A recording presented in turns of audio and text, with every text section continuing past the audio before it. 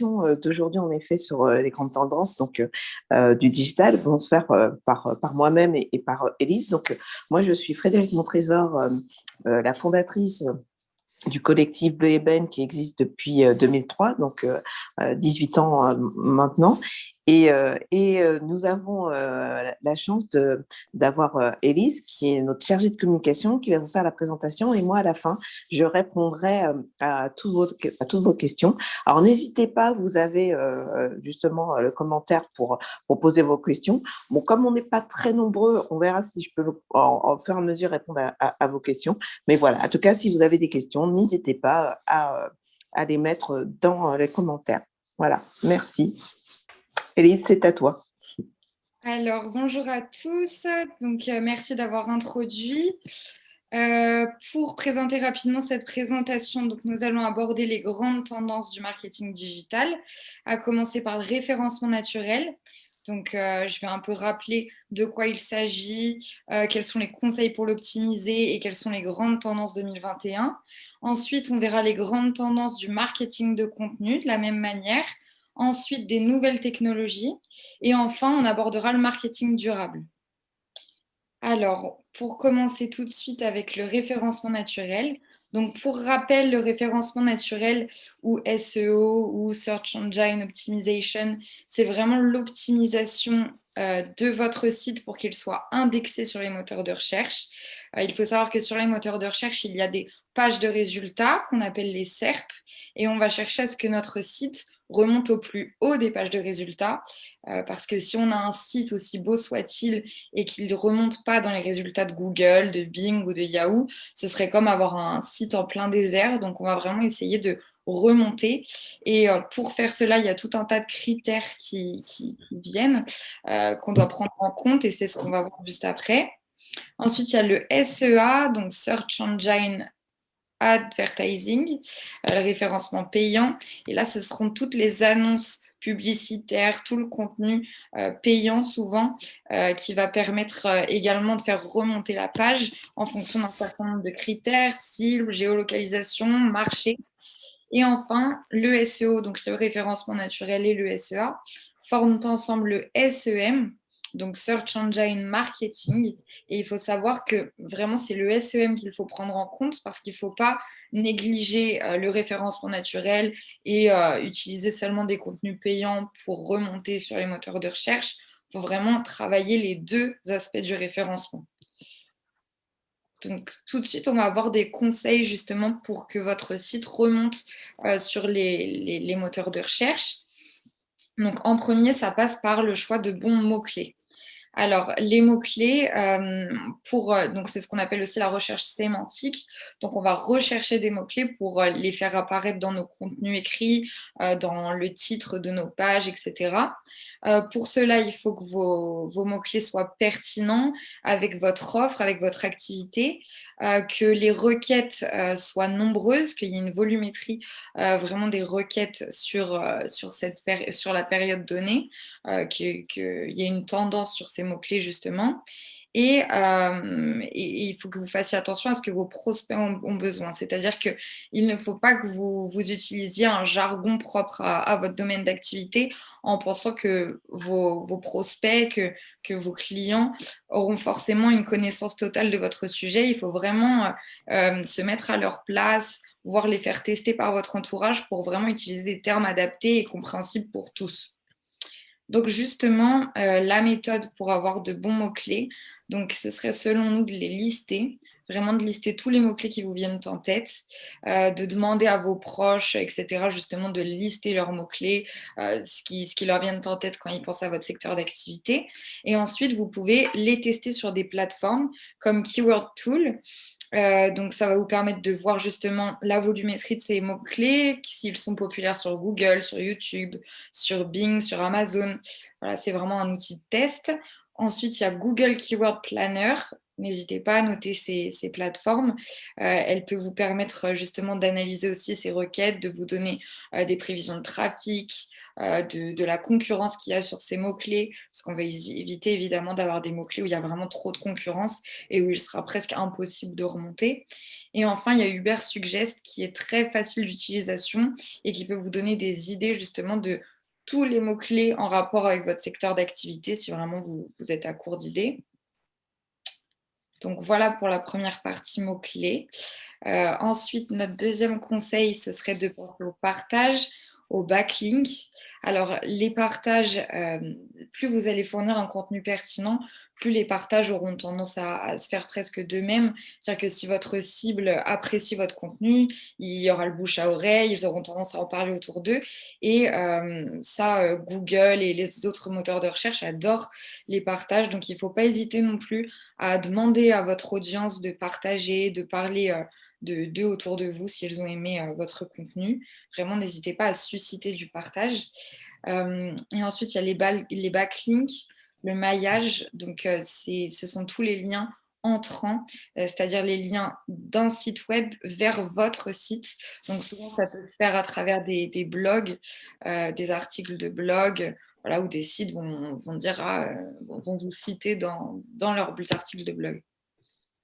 Donc, voilà pour les partages et backlinks. Ensuite, troisième conseil, toujours pour le référencement, de rédiger de bonnes balises. Alors, les balises, il y en a de plusieurs types et elles ont vraiment une importance parce qu'elles permettent de structurer vos pages et justement de faire ressortir les mots-clés dont on a parlé en tout premier. Donc déjà, il y a la balise titre. C'est la première chose qu'on va voir sur les moteurs de recherche, sur les pages de résultats dont je vous parlais tout à l'heure. Donc justement, si on rédige une balise titre avec les mots-clés pertinents pour votre cible dedans, elle aura tendance à cliquer sur votre lien plutôt qu'un autre. Donc il ne faut pas hésiter à soigner vos balises titres. Ensuite, il y a les balises métadescription. Ce sont les petites lignes juste en dessous de la balise titre qui ressortent sur les pages de recherche. Et là aussi, il ne faut pas hésiter à utiliser des mots-clés pertinents, à vraiment mettre des mots-clés quand même qui changent de ce que vous venez de mettre dans votre titre et voilà, chercher à être pertinent avec votre métadescription. Il faut savoir que ces balises, elles sont très, très faciles à remplir. Si votre site est sur un CMS, donc des outils qui aident à la création de sites internet, vous allez voir que très facilement, il y a des balises titres avec des champs qui sont remplissables très facilement et qui vous permettront justement d'être beaucoup mieux référencés sur les moteurs de recherche.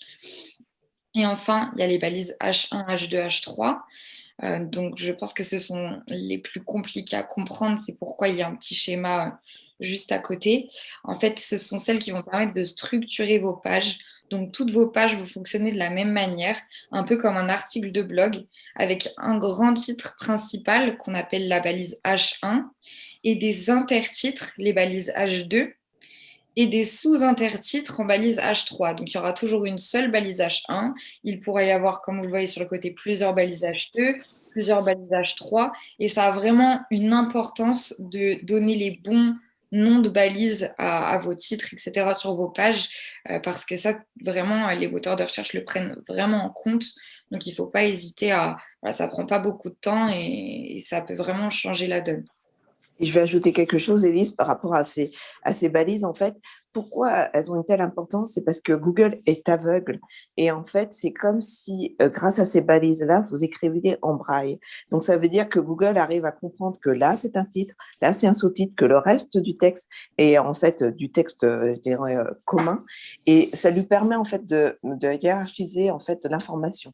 Donc, si vous ne mettez pas ces balises, pour lui, il va mettre votre site ou en tout cas votre article de côté en disant je ne comprends rien, je n'arrive pas à lire. Donc, en plus de ça, en effet, le fait de remplir ces différentes balises fait que votre site sera accessible aussi bien pour des voyants que des malvoyants. Merci. Alors, ensuite, quatrième conseil, le mobile first. Alors, au début, en commençant cette présentation, j'avais envie de vous parler du responsive, mais aujourd'hui, c'est vraiment le mobile first, la tendance. Donc, le responsive, c'est le fait d'adapter son site internet à tous les formats d'écran. Donc, format d'ordinateur, format de tablette, format de de téléphone.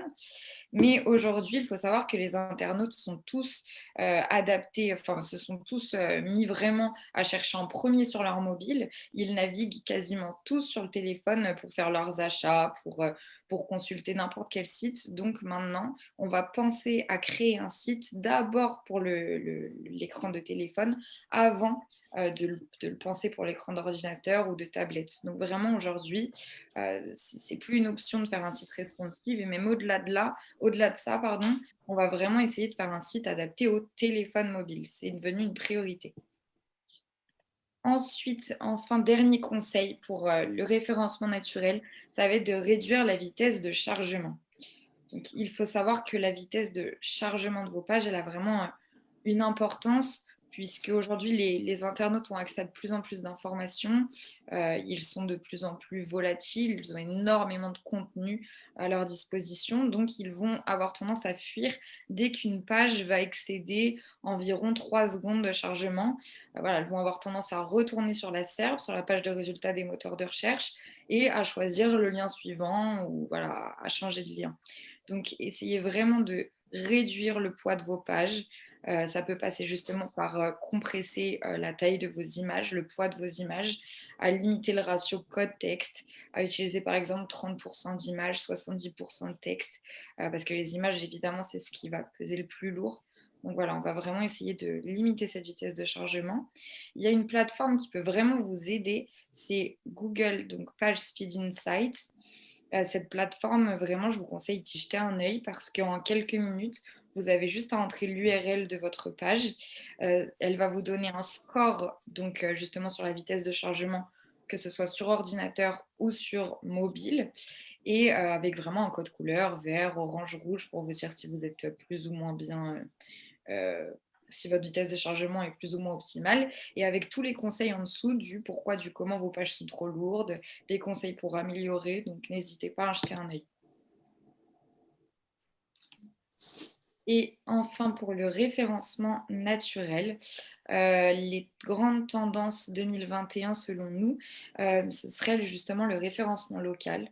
Donc ça fait déjà un bon nombre d'années que le référencement local a une place importante sur les recherches sur Google. Elle concerne 65% des recherches locales, des recherches Google, les recherches sur le local.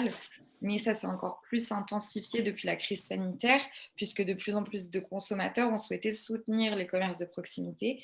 Donc, il ne faut pas hésiter à mettre justement dans vos mots-clés, dans vos métadescriptions, justement comme on le voyait tout à l'heure, votre ville, vos départements, les villes avoisinantes, vraiment votre localisation. Vraiment, il faut localiser, même sur vos contenus de posts de réseaux sociaux, etc. N'hésitez pas voilà, à mettre votre ville, à vous localiser.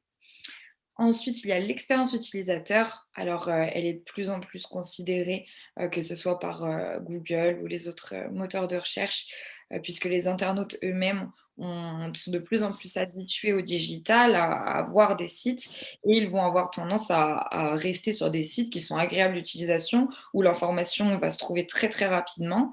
Et Google a justement créé un programme qui permet de quantifier, de qualifier les performances d'un site web, qui se nomme Core Web Vital. Donc, c'est vraiment quelque chose qu'il faut prendre en compte aujourd'hui, faire un site fluide, simple d'utilisation. Voilà. À présent, nous allons passer à la deuxième partie concernant le marketing de contenu. Donc, le marketing de contenu, on a entendu depuis plusieurs années que le contenu était roi. On entendait souvent content is king. Donc, c'est toujours vrai aujourd'hui. Bien sûr, le contenu est roi. Plus votre contenu sera pertinent, plus votre cible aura tendance à justement le partager. Donc, il faut vraiment ne pas hésiter à faire du contenu régulièrement. Mais aujourd'hui, on va également penser à privilégier la qualité plutôt que la quantité. Il faut vraiment que vous vous demandiez, est-ce que mon contenu est pertinent? Est-ce que vraiment ça vaut le coup que je le partage sur mes réseaux, que je le partage en article de blog, voilà, que je le partage? Ou est-ce que je le fais seulement pour remplir mon fil d'actualité, pour apporter du contenu parce qu'il faut en apporter? Il faut vraiment que vous soyez sûr de votre contenu avant de le partager, que vous en soyez fier. parce que voilà, toujours pareil, la même idée où face à la quantité de contenu qu'il y a sur le net, il faut vraiment réussir à se démarquer avec des contenus très pertinents aujourd'hui. Ensuite, il faut penser à diversifier vos formats, c'est-à-dire qu'aujourd'hui, il y a eu le bond, de TikTok, il y a eu le bond des nouveaux formats sur Instagram. Tout ça, c'est des formats vidéo, les réels, les IGTV et cetera. Donc on a tendance aujourd'hui à privilégier la vidéo. Il faut savoir que quand vous allez publier sur vos réseaux une vidéo, derrière, vous aurez vraiment beaucoup plus tendance à ce que vos articles suivants ou vos publications suivantes soient visibles pour votre audience. Donc, il ne faut pas hésiter à faire des formats vidéo. Mais on ne néglige pas forcément pour autant les contenus écrits. Par exemple, les newsletters, les infographies. Il faut vraiment diversifier les formats. N'hésitez pas à prendre un message et à le décliner en plusieurs formats, vidéo, newsletter, articles de blog, infographie, post, etc. Donc, à présent, toujours pour cette partie marketing de contenu, on a décidé de vous partager notre méthode pour rédiger un article de blog. Alors, il faut savoir qu'en premier, et ce conseil vaut pour à peu près toutes les étapes de votre stratégie digitale et même de votre activité, enfin, on privilégie de faire de la veille, donc de vraiment constamment s'intéresser aux infos qu'il y a sur votre domaine d'activité, sur le digital lui-même, sur les nouvelles pratiques, les nouveaux formats, les nouveaux concepts. Ça pourra vraiment vous donner de l'inspiration, vous aider justement à trouver des thèmes d'articles de blog. Donc, il ne faut pas hésiter à faire de la veille. Une fois cette veille faite, vous pouvez faire un planning éditorial, c'est-à-dire que vous allez par exemple regarder toutes les dates clés qu'il y a dans le mois et essayer de vous inspirer de ces dates clés pour faire des articles de blog en rapport avec votre veille, avec ces dates importantes dans le mois, etc. Une fois ce planning rédigé et vos thèmes définis, vous pourrez rédiger donc votre introduction, chacune de vos parties et votre conclusion. Enfin, vous n'aurez plus qu'à trouver votre image et à publier votre article de blog. Évidemment, quand vous rédigez, n'oubliez pas de lister vos sources et d'éviter le plagiat, bien sûr. Et ensuite, vous pourrez planifier vos publications, même bien en avance. Donc, voilà, n'hésitez pas vraiment. Planning éditorial, planification, veille. Ensuite, troisième partie, la partie concernant les nouvelles technologies. Alors, ça fait plusieurs années maintenant que les nouvelles technologies ont bouleversé nos quotidiens, qu'elles sont de plus en plus importantes. Aujourd'hui, on a décidé de parler de deux nouvelles technologies, la réalité augmentée et l'intelligence artificielle. Alors, en premier, concernant la réalité augmentée, pour rappel, on va également voir la réalité virtuelle et la réalité mixte. Donc, la réalité virtuelle, c'est une technique de représentation d'un monde en 3 dimensions. C'est-à-dire qu'on va vraiment être plongé de manière immersive et totale dans un univers fictif, dans un univers imaginaire. Donc, cela peut avoir des fois des répercussions sur la réalité. On peut avoir du mal à se repérer, donc avoir des maux de tête, des vertiges, mais c'est vraiment très immersif. Souvent, ça va se faire à travers un casque de réalité virtuelle, dans des salles de réalité virtuelle, et c'est une technologie dont on entend de plus en plus parler. Mais aujourd'hui, il y a également la réalité augmentée qui devrait prendre vraiment de plus en plus d'importance. Contrairement à la réalité virtuelle, on ne plonge pas totalement dans un monde fictif. On va vraiment superposer à la réalité des éléments fictifs. Donc, ça se fait de plus en plus à travers justement des écrans de téléphone, d'ordinateur, etc. Il suffit d'avoir une webcam. Et on le voit de plus en plus dans tous les secteurs d'activité avec l'essayage virtuel. Donc, par exemple, Bleu Ébène a développé justement une application de réalité augmentée qui s'appelle Bleu Reflet, où on peut justement essayer virtuellement des bijoux donc qui se superposent à notre réalité, et c'est ainsi qu'on peut essayer des bijoux, des vêtements, etc. Il y a vraiment de plus en plus d'utilisation de la réalité augmentée. Et enfin, il y a la réalité mixte qui est toujours en cours de développement, mais la réalité mixte, elle va vraiment avoir l'idée de combiner réalité virtuelle et réalité augmentée. Et il y aura par exemple des hologrammes, vraiment, on sera encore plus loin. Ensuite, il y a l'intelligence artificielle. L'intelligence artificielle, elle est vraiment complètement inscrite dans nos quotidiens déjà aujourd'hui, que ce soit justement avec les chatbots, avec Siri, avec Alexa. Mais il faut savoir que non seulement on les utilise de plus en plus dans nos quotidiens, mais on les nourrit également de plus en plus. Par exemple, quand Google vous demande si vous n'êtes pas un robot et qu'il vous demande d'identifier justement des passages piétons, etc. On nourrit, quand on répond à toutes ces questions, des intelligences artificielles qui permettent à Google ou à d'autres de encore mieux comprendre, interpréter notre langage et créer des intelligences artificielles. Il faut savoir que bientôt, vraiment, ça va contrôler nos maisons.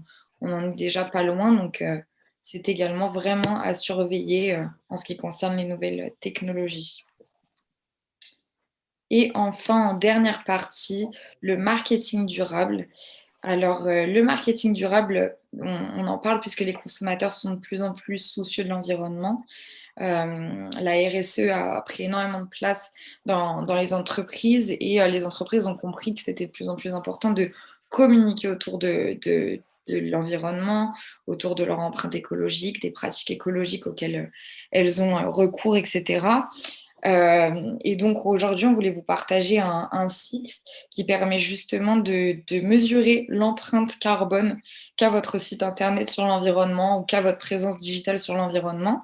C'est websitecarbone.com et ça vous permet vraiment voilà, de vous rendre compte, tiens, votre site a besoin de 2 arbres pour fonctionner. Enfin, c'est très ludique et ça permet vraiment de prendre aussi conscience de son empreinte et voilà, vous pouvez aussi communiquer autour de ça auprès de vos clients, donc n'hésitez pas. Donc voilà pour cette présentation. J'espère que ça vous a intéressé. Et Oui. puis, on va lire les questions du chat. Oui, bah, merci beaucoup, Élise. Donc, j'ai vu quelques questions passer. Donc, il y en a certaines auxquelles déjà, par rapport à la présentation, on a répondu, mais je vais les reprendre. Donc, quelles sont les actions les plus performantes sur les actions, des actions sociales afin de de gagner en visibilité? Like, commentaires, partage, utilisation vidéo, photo, tag d'entreprise, personne. En fait, pour avoir une visibilité sur les réseaux sociaux, comme le disait Élise, il est important d'avoir du contenu qui soit qualitatif. La règle, c'est ça. Vous avez beau demander d'être liké, vous avez beau demander des commentaires, il faut devenir un référent. Si vous ne devenez pas un référent, vous ne remonterez pas dans la visibilité, je dirais, des réseaux sociaux. Avant, je dirais qu'il y avait cette facilité, il suffisait de dire à toute sa communauté cliquez là, mettez juste un commentaire et hop, vous remontez.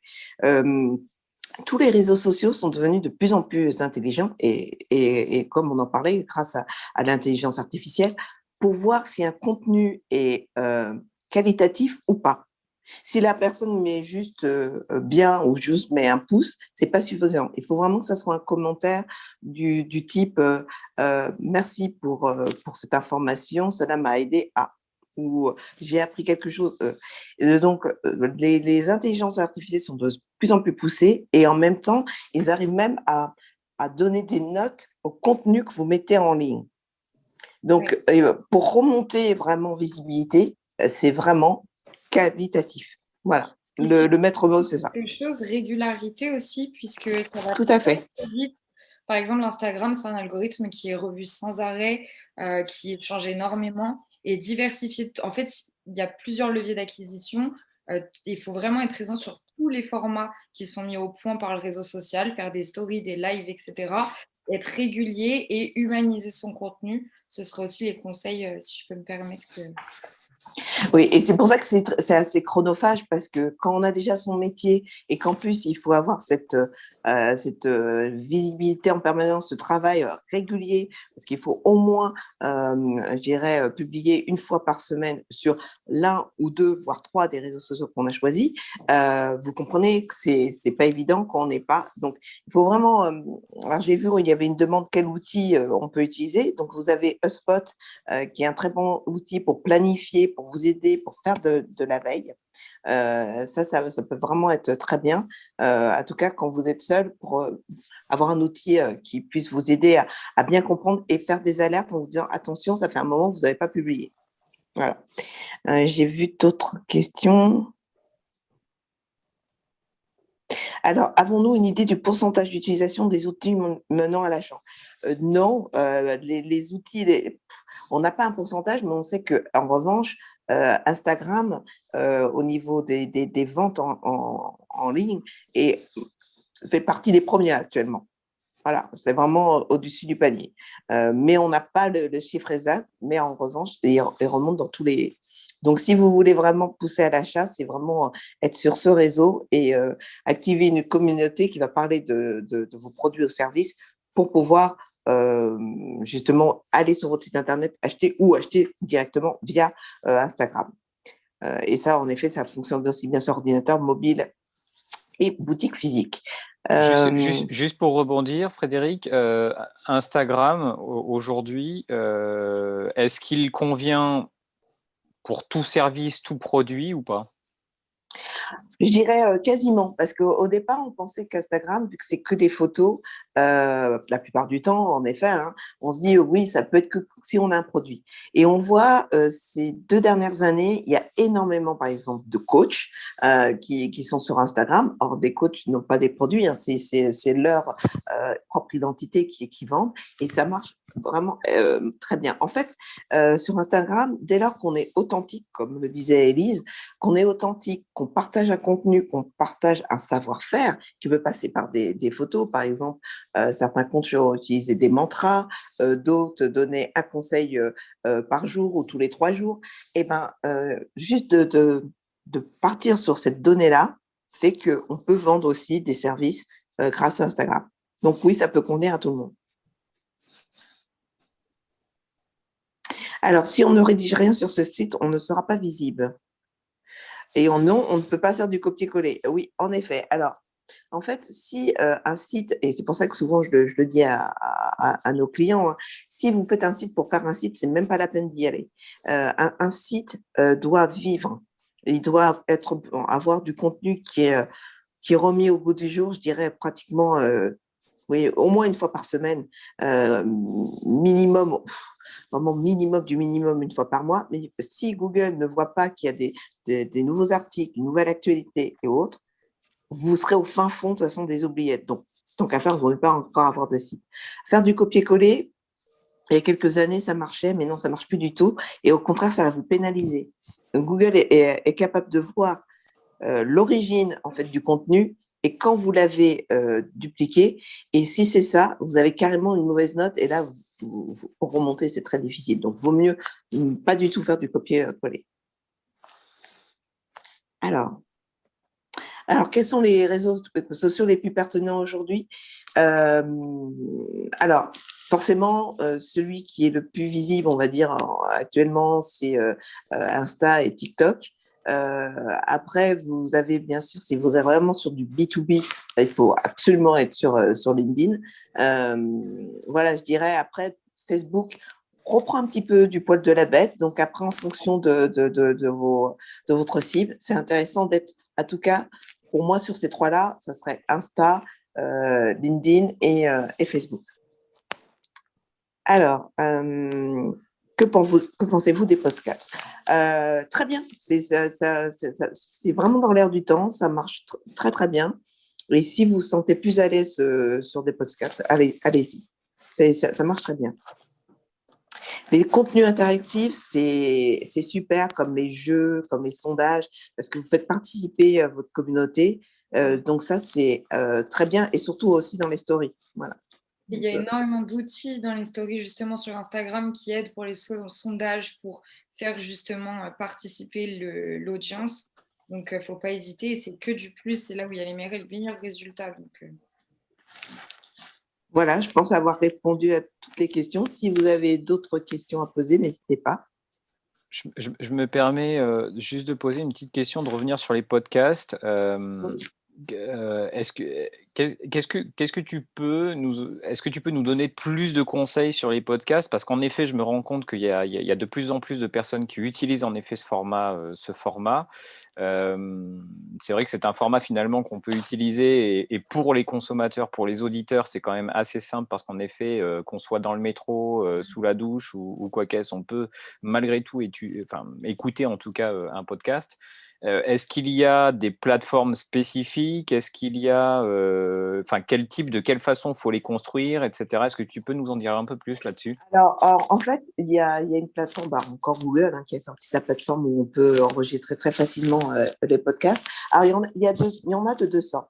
Il y en a, vous voulez donner de l'information à votre public, vous enregistrez, on va dire 15-20 minutes, pas plus, il ne faut pas que ça soit trop long, pour qu'on puisse écouter dans le métro. Ça, c'est vous qui donnez de l'information à votre public, on va dire une fois par mois ou toutes les 2 semaines. À vous de choisir, je dirais, là, il n'y a pas encore d'études faites dessus, mais à vous de choisir vraiment la régularité de l'information. En revanche, après, vous avez la deuxième possibilité, c'est que pour faire croître votre communauté, vous allez interviewer des personnalités ou des personnes inspirantes pour faire croître votre communauté et les personnes viennent sur votre... alors, soit on peut dire sur votre réseau social, donc Instagram pour écouter et s'abonner, ou soit sur votre site internet. Ça, c'est une bonne aussi manière de faire parce que vous allez attirer de plus en plus de cibles qui vont être attirées de deux manières. Déjà par sa personnalité, mais aussi par votre contenu en disant « Ouais, c'est super, cette personne, elle a réussi à interviewer telle personnalité, j'adhère et je suis. » Donc ça, c'est vraiment le plus. Et je dirais que c'est plutôt la tendance actuellement où beaucoup de personnes créent des chaînes comme ça où vont inviter des personnalités et vont faire croître leur communauté, donc leur visibilité de cette manière-là. Donc ça, c'est vraiment le bon challenge à faire. Voilà. Et que vous pouvez partager, bien sûr, après sur tous les réseaux sociaux. Ça va de soi. D'autres questions?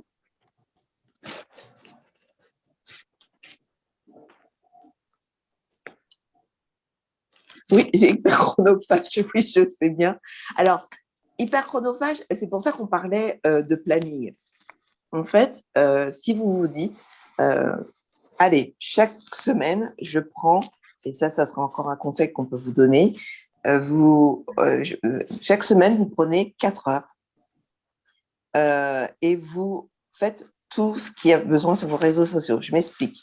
Vous allez écrire, par exemple, en 1 heure, un article pour, par exemple, votre blog. Cet article, vous allez après faire un tout petit article pour LinkedIn, puis après une visibilité sur Insta et sur Facebook. Et quand vous avez déjà planifié ça sur tout le mois, comme disait Élise, eh ben, vous savez qu'à chaque fois, dans la semaine, vous allez avoir 4 heures pour répondre aux éventuels commentaires et pour faire vos articles et faire et de la veille. Et si vous arrivez à suivre ce rythme-là, vous avez déjà une belle visibilité. Mais il faut le faire en amont.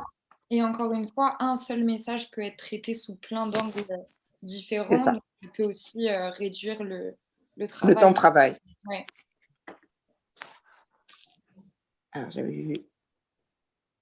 Oui, bien sûr, on peut sous-traiter cela. Chez Bleu Ébène, en effet, on a 3 journalistes qui peuvent s'en charger.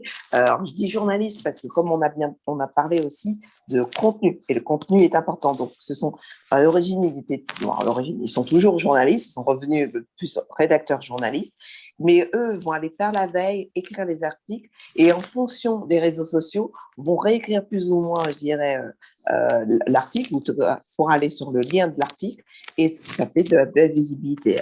Donc après, vous pouvez demander que vous ayez un article par mois ou 2 articles par mois ou 4 articles par semaine, c'est vous qui choisissez, mais en effet, on peut t'accompagner sur ça. Alors, on peut monétiser les podcasts? Non, pas vraiment. Vous pouvez... Pour pouvoir les monétiser, il faut avoir une certaine communauté et avoir une certaine notoriété. Donc, au début, non. En revanche, oui, les e-books, oui. Mais il faut être sûr que la personne va trouver vraiment du contenu qu'elle va trouver nulle part. Parce que si elle achète l'e-book et après elle voit que c'est des choses qu'elle aurait pu voir sur Internet, vous risquez d'avoir j'allais dire une mauvaise e-réputation. Alors, quelle différence entre une start-up, une TPE et un grand compte? Au-delà de la stratégie et la taille d'investissement, quels sont vos meilleurs conseils? Alors, quelle différence entre une start-up? Une start-up, c'est une entreprise qui pourrait être considérée comme une TPE, sauf qu'elle part directement très haut et qu'elle fait souvent une levée de fonds. Une TPE va rester souvent assez petite et elle va rester sur ses propres moyens. Et puis un grand compte, c'est qu'elle a largement les moyens d'aller au-delà. Et la stratégie, bien sûr, va complètement être différente puisqu'une start-up va mettre énormément, dès le départ, des moyens dans sa com, donc toute sa stratégie de com. Une TPE va souvent laisser sa communication de côté et bien sûr, les grands comptes vont mettre pratiquement 20% de leur chiffre d'affaires en communication. Donc, vous voyez la différence. Voilà. Alors, je rebondis juste sur cette dernière question, Frédéric. Pour moi, l'idée, c'était de savoir quels sont pour toi les meilleurs conseils que tu pourrais adresser à une start-up ou une TPE, c'est-à-dire une structure qui a pas autant les moyens, je dirais, qu'une société, qu'un groupe qui lui, a clairement les moyens d'investir en communication. Quels seraient pour toi, pour vous, avec Élise, les meilleurs conseils à donner à une structure plus petite? Est-ce qu'elle a besoin d'orienter tous ses investissements ou tout son temps sur un seul réseau, sur un seul… voilà, est-ce qu'elle doit choisir par exemple Instagram et puis se focus là-dessus pour vraiment bien traiter le sujet et voilà, ou est-ce qu'elle doit malgré tout être visible sur les 3 réseaux par exemple, avec un contenu léché et donc quand même passer du temps dessus, voilà. Est-ce qu'il y a, je dirais, quels sont tes tips un peu là-dessus? Parce que forcément, les moyens sont quand même nettement différents. On n'a pas forcément Bien sûr. du personnel aussi. Alors, moi, je dirais que pour une start-up, et je pense que vous voyez souvent des start-up, il faut au moins être sur 2 réseaux. Il faut sur un réseau vraiment, je dirais, plus professionnel comme LinkedIn. Et après, il faut un réseau, je dirais, pour créer une communauté qui va suivre et qui va faire du buzz. Donc, ça serait plutôt Insta. Il faut au moins être sur ces 2 réseaux. Après, il faut vraiment, là, si on est une start-up, être dans cette notion, je me tiens vraiment à mon planning éditorial. Parce que quand on est, je dirais, tout petit, qu'on vient d'arriver sur le marché, si on ne crie pas assez fort, personne ne nous verra, personne ne nous entendra. Donc, il faut vraiment, je dirais, privilégier quand même cette communication qui peut après amener à faire partie d'être visible par la presse, qu'on puisse parler de nous, etc. Mais pour moi, vraiment, il est primordial pour une start-up d'avoir cette visibilité. Pour une TPE, je dirais que c'est moins important parce que quelque part, elle a déjà des produits, elle a déjà des clients, elle peut moins se focaliser sur la com. Bien qu'on voit aujourd'hui, si une TPE n'est pas connue en temps de crise, elle risque d'être complètement oubliée par ses clients quand on a pu, je dirais, cette visibilité de pouvoir aller chez elle. C'est vrai que si on est complètement sur le digital, on fait tous ces achats en ligne, on peut complètement l'oublier. Donc, il faut quand même un minimum de communication, mais elle aura peut-être moins à faire qu'une start-up. Et puis, les grands groupes, de toute façon, ont largement les moyens de le faire. Voilà.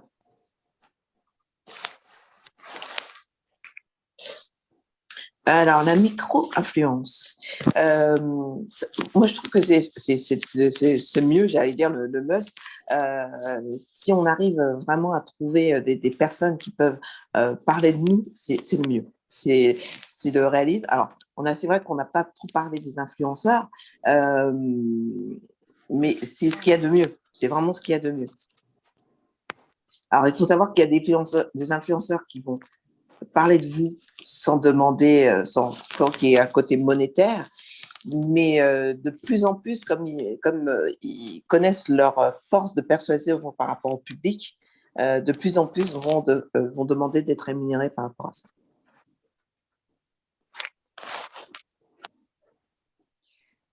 Au contraire, en fait, il faut savoir que ce qui est important pour les influenceurs, c'est vraiment le taux de conversion. Il y a des influenceurs qui vont être beaucoup plus petits et tellement spécialisés dans leur domaine qu'ils vont avoir un fort taux de conversion par rapport à très gros influenceurs qui finalement vont faire des pubs pour à peu près tout et qui vont pas beaucoup transformer ces publicités en transformation pour l'entreprise monétaire, en achat. Donc, il vaut mieux plutôt justement privilégier des petits influenceurs spécialisés sur notre secteur d'activité que le contraire. Oui, en fait, vraiment, les influenceurs, alors vous en avez de toute taille. Il y a d'ailleurs une agence qui s'appelle Influenza qui vous permet d'avoir différents profils d'influenceurs. Donc, n'hésitez pas justement à aller voir ce qui vous correspond le plus. Et après, vous pouvez en effet négocier avec eux pour qu'ils vous suivent ou en tout cas parlent de vos produits ou services.